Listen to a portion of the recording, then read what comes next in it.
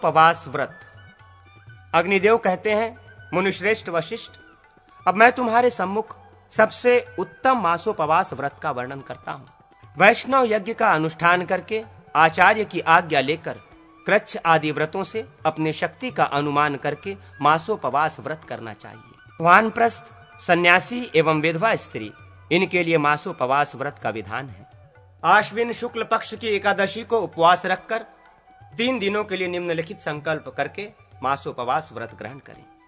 श्री विष्णु, मैं आज से लेकर 30 दिन तक आपके उत्थान काल पर्यंत निराहार रहकर आपका पूजन करूंगा।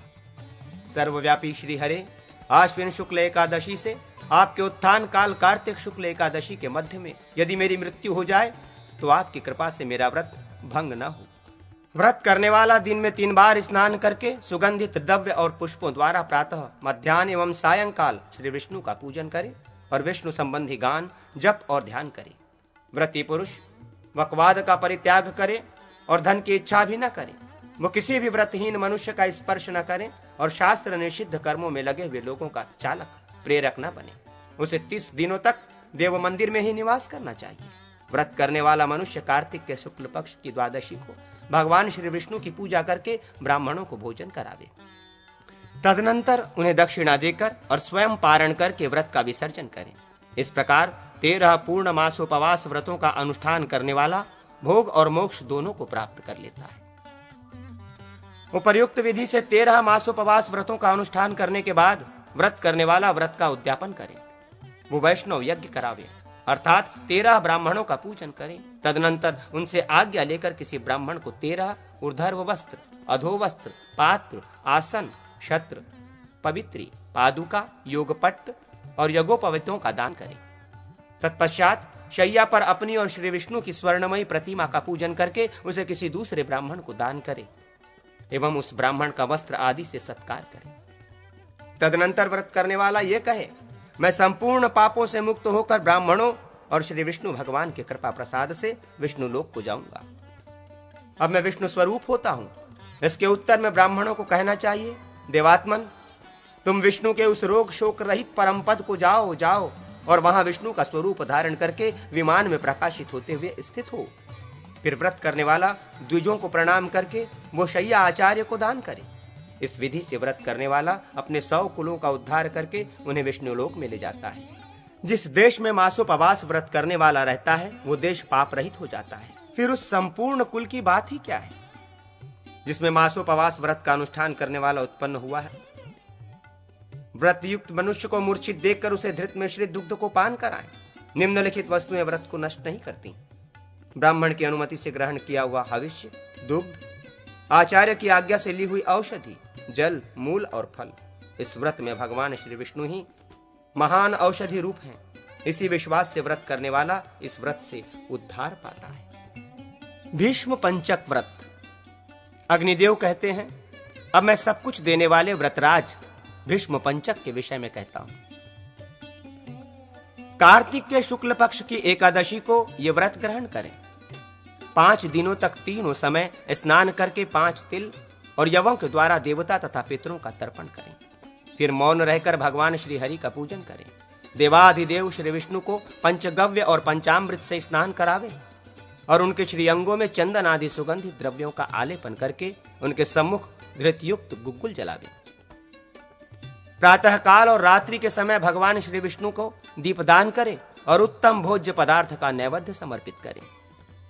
व्रती पुरुष ओम नमो भगवते वासुदेवाय इस द्वादशाक्षर मंत्र का 108 बार जप करें। तदनंतर धृतसिक्त तिल और जौ का अंत में स्वाहा से संयुक्त ओम नमो भगवते वासुदेवाय इस द्वादशाक्षर मंत्र से हवन करें। पहले दिन भगवान के चरणों का कमल से पुष्पों से, दूसरे दिन घुटनों और संगठी भाग दोनों उरुओं का बिल्व पत्रों से, तीसरे दिन नाभि का भृंगराज से, चौथे दिन बाण पुष्प, बिल्व पत्र और जपा पुष्पों द्वारा एवं 5वें दिन मालती पुष्पों से सर्वांग का पूजन करें। व्रत करने वाले को भूमि पर शयन करना चाहिए। एकादशी को गोमय, द्वादशी को गोमूत्र, त्रयोदशी को दधि, चतुर्दशी को दुग्ध और अंतिम दिन पंचगव्य का आहार करें। पौर्णमासी को नक्त व्रत करना चाहिए। इस प्रकार व्रत करने वाला भोग और मोक्ष दोनों को प्राप्त कर लेता है। भीष्म पितामह इसी व्रत का अनुष्ठान करके भगवान श्री हरि को प्राप्त हुए थे। इसी से ये भीष्म पंचक के नाम से प्रसिद्ध है। ब्रह्मा जी ने भी इस व्रत का अनुष्ठान करके श्री हरि का पूजन किया था, इसलिए ये व्रत 5 उपवास आदि से युक्त है। अगस्त के उपदेश से अर्धदान एवं उनके पूजन का कथन। अग्निदेव कहते हैं, वशिष्ठ, महर्षि अगस्त साक्षात भगवान विष्णु के स्वरूप हैं। उनका पूजन करके मनुष्य श्री हरि को प्राप्त कर लेता है। जब सूर्य कन्या राशि को प्राप्त न हुए हों किंतु उसके निकट हो, तब 3/1/2 दिन तक उपवास रखकर अगस्त का पूजन करके उन्हें अर्ध ध्यान दे। पहले दिन जब 4 घंटा दिन बाकी रहे, तब व्रत का आरंभ करके प्रदोष काल में अगस्त मुनि की काश पुष्पमयी मूर्ति को कलश पर स्थापित करें और उस कलश स्थित मूर्ति का पूजन करें। अर्ध देने वाले को रात्रि में जागरण भी करना चाहिए। अगस्त के आवाहन का मंत्र ये है, अगस्त मुनि शार्दुल तेजो राशे महामते इमाम मम कृताम पूजाम गृहस्व प्रिययाः स। मुनि श्रेष्ठ अगस्त, आप तेज पुंजमय और महाबुद्धिमान हैं। अपनी प्रियतमा पत्नी लोपामुद्रा के साथ मेरे द्वारा की गई इस पूजा को ग्रहण कीजिए। इस प्रकार अगस्त का आवाहन करें और उन्हें गंध, पुष्प, फल, जल आदि से अर्धदान दे। तदनंतर मुनिश्रेष्ठ अगस्त की ओर मुख करके चंदनादि उपचारों द्वारा उनका पूजन करें। दूसरे दिन प्रातः काल कलश स्थित अगस्त की मूर्ति को किसी जलाशय के समीप ले जाकर निम्नलिखित मंत्र से उन्हें अर्ध समर्पित करें। काश पुष्प के समान उज्ज्वल, अग्नि और वायु से प्रादुर्भूत, मित्रावरुण के पुत्र, कुंभ से प्रकट होने वाले अगस्त, आपको नमस्कार है, जिन्होंने राक्षस राज आतापी और वातापी का भक्षण कर लिया था तथा समुद्र को सुखा डाला था। वे अगस्त मेरे सम्मुख प्रकट हो। मैं मन, कर्म और वचन से अगस्त की प्रार्थना करता हूँ। मैं उत्तम लोकों की आकांक्षा से अगस्त का पूजन करता हूँ।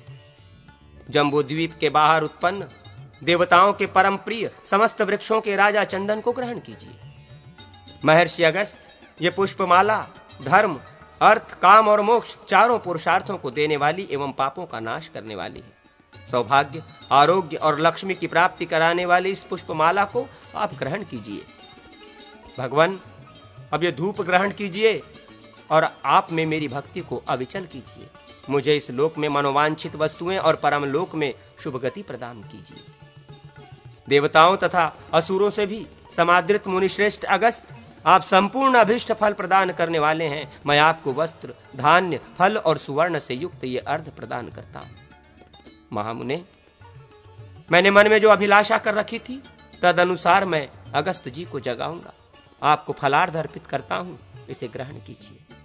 महर्षि अगस्त, इस प्रकार प्रजा संतति तथा बल एवं पुष्टि के लिए सचेष्ट हो कुदाल या खनित्र से धरती को खोदते रहें। उस उग्र तेजस्वी ऋषि ने दोनों कर्णों, संपूर्ण इंद्रियों की शक्ति का पोषण किया।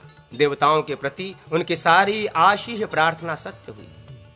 महान व्रत का पालन करने वाली राजपुत्री अगस्त पत्नी देवेश्वरी लोपामुद्रे, आपको नमस्कार है। यशस्विनी, इस अर्ध को ग्रहण कीजिए। अगस्त के लिए पंचरत्न, सुवर्ण और रजत से युक्त एवं सप्तधान्य से पूर्ण पात्र तथा दधि चंदन से समन्वित अर्ध प्रदान करें। स्त्रियों और शूद्रों को काश, पुष्प, प्रतिकाश आदि पौराणिक मंत्र से अर्ध देना चाहिए। विसर्जन मंत्र। अगस्त मुनि शार्दुल तेजो राशे च सर्वदा इमामम कृताम पूजाम गृहीत्वा व्रज शांतये। मुनि श्रेष्ठ अगस्त, आप तेज पुंज से प्रकाशित और सब कुछ देने वाले हैं। मेरे द्वारा की गई इस पूजा को ग्रहण कर शांति पूर्वक पधारिए। इस प्रकार अगस्त का विसर्जन करके उनके उपदेश से किसी एक धान्य, फल और रस का त्याग करें।